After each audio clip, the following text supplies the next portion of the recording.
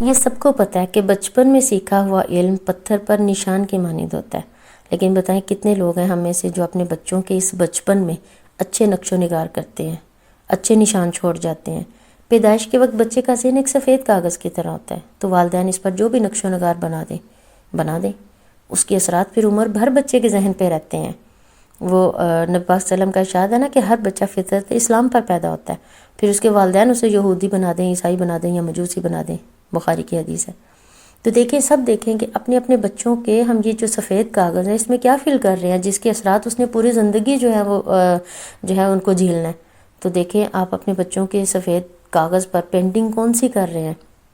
اچھی کر رہے ہیں، بری کر رہے ہیں، شیطان کو خوش کرنے والی کر رہے ہیں، رحمان کو خوش کرنے والی کر رہے ہیں، اس پہ کوئی سرسبزہ ہریالی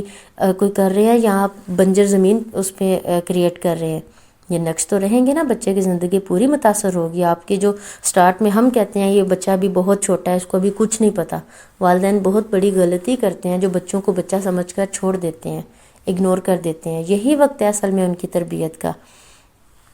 کہا جاتا ہے کہ آپ جو آپ کا دل کرتا ہے نا کہ یہ زبان بچہ سیکھے، وہ صرف پہلے 6 ماہ، یعنی ہم جس کو کچھ بھی نہیں سمجھتے اس ایج کو، پہلے 6 ماہ جو زبان آپ بچے کے سامنے بولیں گے نا، بچہ اس کو جذب کر چکا ہوگا۔ اس کے بعد آپ بے شک اپنی زبان چینج کر لیں بچے سے، لیکن بچہ وہی زیادہ پختگی رکھے گا جو زبان پہلے 6 ماہ سے بولی گئی تھی، کیونکہ یہ جو سٹارٹ کی ایج ہوتی ہے اس میں بچے کی جو پک پاور ہے وہ بہت زیادہ ہائی ہوتی ہے، اس کو جذب کرنے کی صلاحیت انتہا کی پیک پر ہوتی ہے، انتہا پر ہوتی ہے۔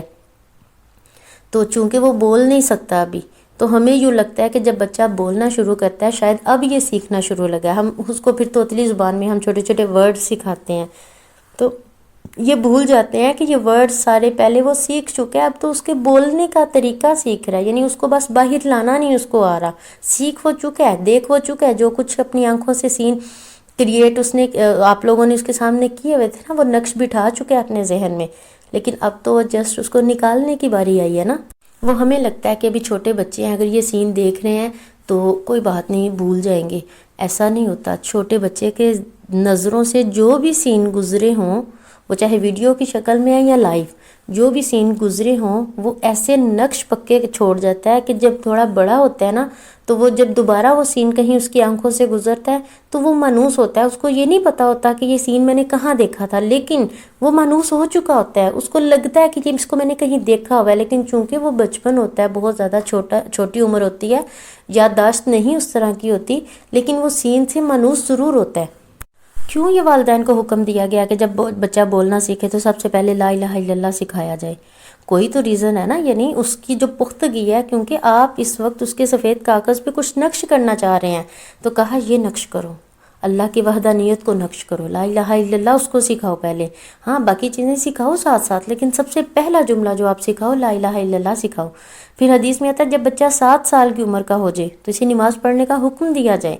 تو یہ بات تو واضح ہے نا کہ نماز پڑھنے کے لیے قرآن مجید کے کچھ سورج بھی تو یاد ہونی چاہیے نا، تو جس کا مطلب یہ ہے کہ 7 سال کی عمر سے پہلے بچے کو قرآن کی تعلیم دلوانی شروع کر دی جائے، تبھی تو وہ پھر 7 سال میں جب ہوگا نماز سیکھے گا تو بیچ میں پھر قرآنی آیات بھی ساری پراپر طریقے سے آئیں گی۔ لیکن کیا افسوس سے کہنا پڑتا ہے کہ یہاں بھی بالکل الٹ چیز ہے۔ اکثر والدین اپنے بچوں کی تعلیم کا آغاز کہاں سے کرتے ہیں؟ دنیاوی تعلیم سے۔ معیاری تعلیم کے لیے معیاری سکول تلاش کیے جاتے ہیں، اچھا لباس دیا جاتا ہے، اچھا کھانا پینا، اچھا رہن سہن، کیا سہولتیں نہیں بچوں کے جو ہیں وہ مہیا کی جاتی، ہر طرح کے ناز و نخرے اٹھائے جاتے ہیں، پیسہ پانی کی طرح بہایا جاتا ہے، خود ہر طرح کی تکلیف اور مصیبت برداشت کرتے ہیں تاکہ بچہ اچھے سے اچھے پڑھ سکے، بچہ اچھے سے اچھے ماحول میں ایڈجسٹ ہو سکے۔ اور یہ سب کیوں کرتے ہیں؟ اس لیے کرتے ہیں نا کہ کل کو یہ کسی اعلیٰ عہدے پہ فائز اور سکون کی زندگی گزار سکے۔ لیکن قرآن کی تعلیم دینا سرے سے ہی والدین بھول جاتے ہیں۔ اکثر بچوں کو جب یعنی بالکل چھوٹے بچے تو توتلی زبان میں ابھی باتیں کر رہے ہوتے ہیں، ہم ان کو چھوٹی چھوٹی پوئم سکھاتے ہیں، ٹوئنکل ٹوئنکل لٹل سٹار وغیرہ وغیرہ ہم ساری سکھا رہے ہوتے ہیں، لیکن جو ہی ہم قرآنی آیات کو کہا جاتا ہے نا کہ یہ بھی ساتھ ساتھ سکھاؤ، ان کو قرآن سے بھی مانوس کرو، تو آرام سے کہہ دیا جاتا ہے کہ بچہ ابھی چھوٹا ہے، یعنی اس پہ برڈن نہیں اتنا ڈالیں۔ کیا وہ انگلش کا، اردو میڈیم کا یہ سارے برڈن سہتا ہے کہ نہیں سہتا بچہ؟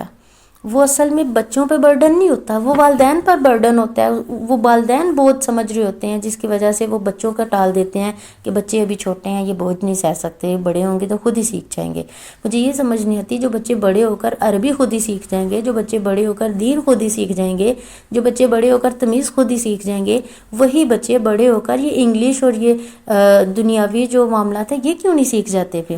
وہ سکھانا کیوں ضروری سمجھتے؟